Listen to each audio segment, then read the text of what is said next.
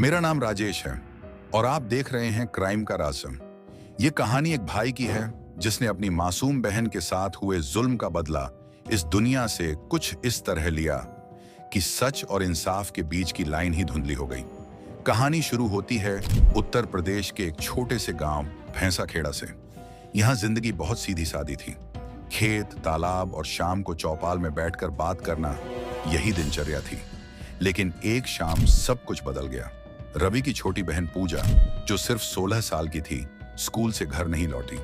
पहले सोचा गया कि कहीं दोस्त के घर रुक गई होगी, लेकिन देर रात जब उसकी लाश खेतों में मिली तो पूरे गांव में सनसनी फैल गई। पूजा की हालत देखी नहीं जा रही थी। कपड़े फटे हुए, चेहरा जख्मी और शरीर पर जख्मों के निशान। ये सिर्फ हत्या नहीं थी, ये दरिंदगी थी। पुलिस आई, बयान लिए, कुछ लोगों को उठाया, लेकिन 2 हफ्तों में ही मामला ठंडा कर दिया गया।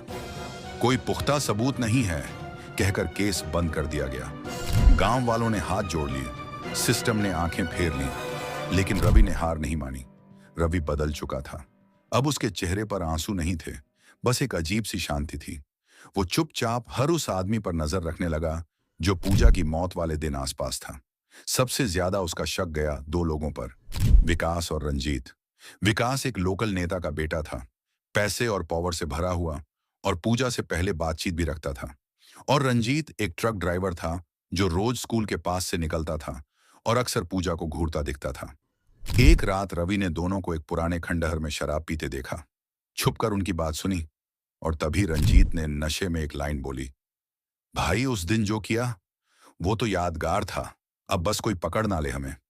बस रवि को यकीन हो गया, ये वही लोग थे जिन्होंने उसकी बहन के साथ दरिंदगी की थी। अब कानून से उसे कोई उम्मीद नहीं थी। उसने फैसला कर लिया कि अब इंसाफ वो खुद करेगा। अगले कुछ दिन रवि ने प्लानिंग में गुजारे।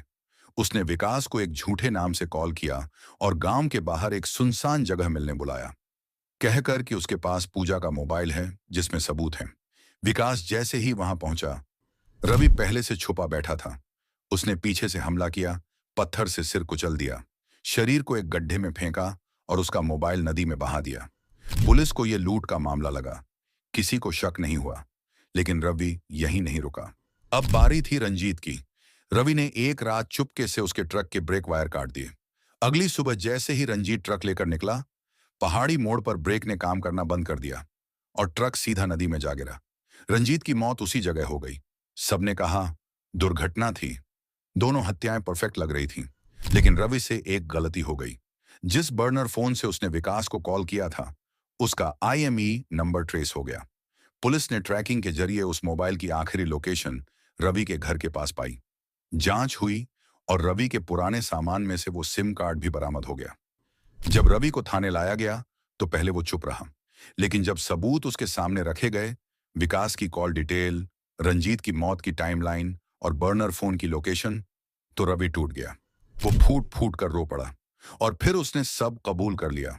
उसने कहा, मैंने मर्डर किया है, हाँ किया है, लेकिन आप बताइए, मेरी बहन के साथ जो हुआ उसका कोई दोषी नहीं मिला।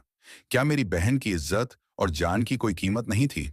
सिस्टम ने जब जवाब नहीं दिया तो मुझे खुद जवाब देना पड़ा। कोर्ट में केस चला, मीडिया में खबर फैली, एक भाई का बदला, बहन के इंसाफ के लिए भाई बना कातिल। कुछ लोग रवि को हीरो मानने लगे, लेकिन कानून को तो कानून ही रहना था। रवि को हत्या के 2 मामलों में दोषी ठहराया गया और 14 साल की सजा सुनाई गई। लेकिन जेल जाते वक्त जब मीडिया वालों ने उससे पूछा, पछतावा है, तो उसने सिर्फ इतना कहा, अब मेरी बहन की आत्मा शांत होगी, बस और कुछ नहीं चाहिए। तो दोस्तों, क्या रवि ने सही किया या गलत? कानून तोड़ना कभी सही नहीं होता, लेकिन जब कानून खुद चुप हो जाए तो इंसाफ कहां से मिलेगा? आपका क्या मानना है? कमेंट में जरूर बताइए। मैं हूं राजेश और आप देख रहे थे क्राइम का राज। मिलते हैं अगली कहानी में एक और राज के साथ।